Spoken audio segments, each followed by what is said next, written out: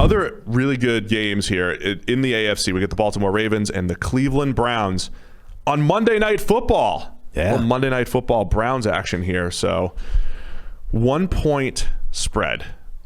That is the Ravens are favored. Can we rehash what's happened over the last 3 weeks here? 3 weeks. I mentioned this the other day, right? Baltimore was favored by Tennessee 3 weeks ago by 6. And then Tennessee was favored over Cleveland by about 6, right? So last week I said this. Does Vegas really believe, using the transitive property here, right? If A equals B and B equals C, then A equals C. Got it?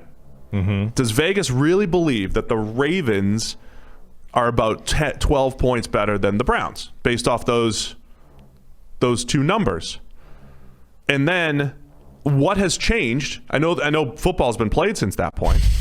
But have things changed so drastically that all of a sudden it's a 1 point game? The Browns have been elevated that much and the Ravens have dropped that far that it's a one point game now? This might be the worst argument that you've ever constructed about anything. What do you mean? Well, for start, that's not how lines work. It's not just like the line from one team versus another and then add them up and then, that's the net for this next game. But there's an element to it. It's not like it's not perfect, but it's close. Secondly, there have been some pretty significant things to have happened since then. For start, the entire of Baltimore got COVID. So does that affect them right now this week? Secondly, it might. Secondly, the entire Browns just absolutely wrecked Tennessee. Sure, they were 6-point dogs going in there. They then put up, 38-7 at the half? Like, they blew them out of the water. So those are some pretty significant events to have happened since your math that doesn't work anyway. Okay, even if the math isn't perfect, if this game was being played 3 weeks ago, what's the line? I don't know. It's probably a lot closer to 10. Now. It's probably closer to 10 than it is 1. To me, the most interesting thing is that the last time these teams played in week 1, it was 38-6. So whatever about the line versus 2 weeks ago versus in a roundabout way that doesn't actually work in real terms. Week 1 is like a different season. They're saying that this went from a 32-point win to a 1-point game in the last 12 weeks. That's more realistic, though, because week 1 is like a whole different world. Yes. Having said that, so the interesting thing is, obviously, both teams have moved, right? Baltimore has regressed, and Cleveland has gotten better from where they were earlier in the season. And as impressive as last week was, much of this Cleveland turnaround has been built against, in fact, even this week, has been built against really bad defenses. And the two really good defenses they faced, Baltimore and Pittsburgh, have each resulted in a 30-plus point loss. And Baker Mayfield looking awful and lost.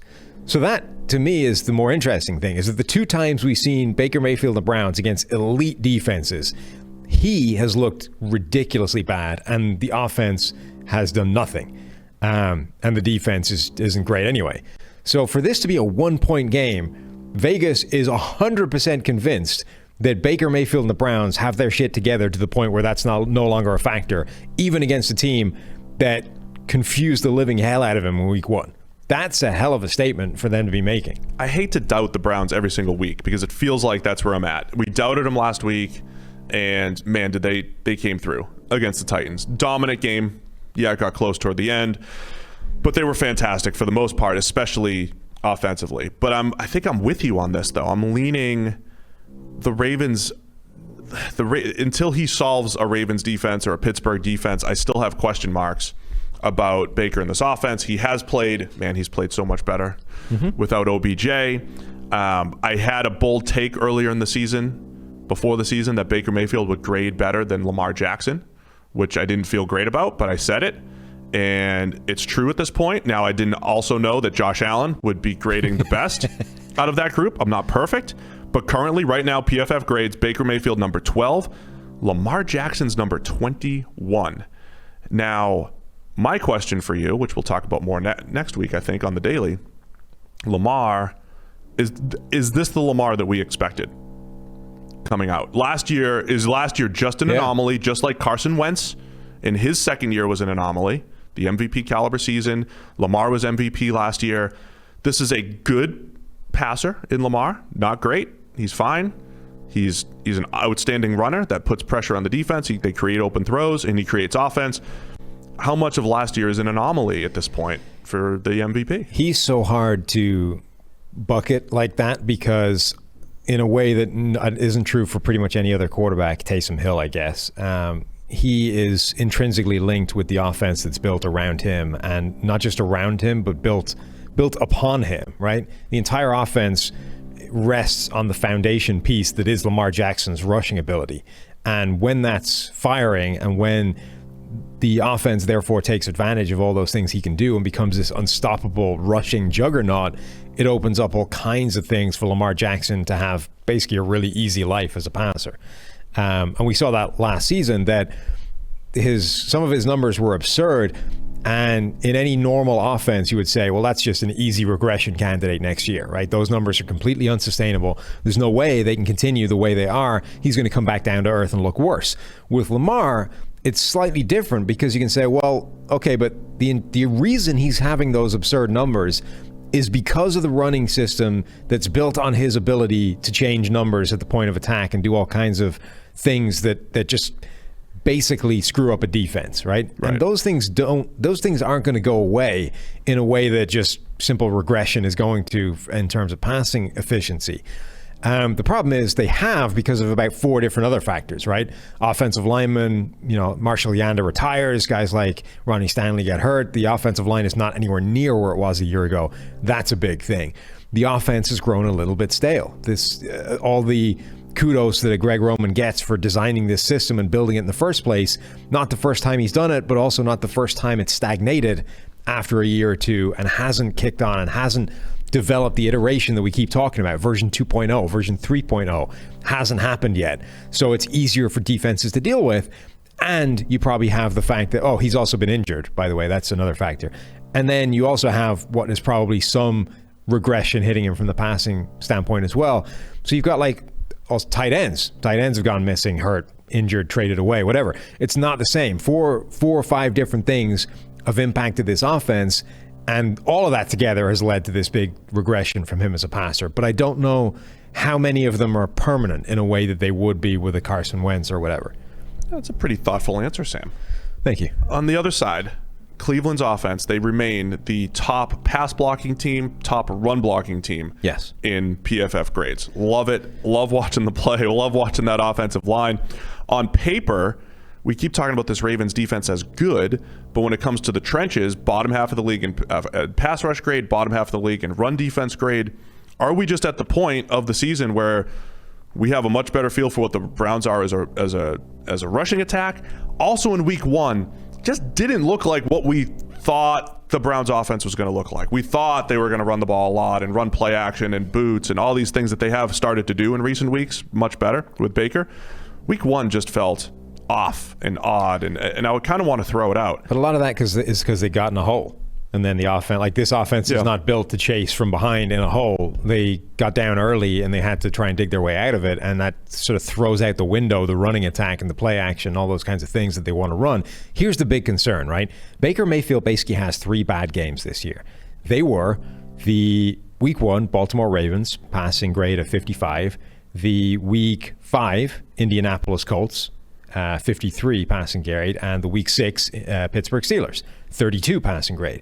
Those are the 3 legit defenses he's faced this year. Every other defense has been various shades of not great.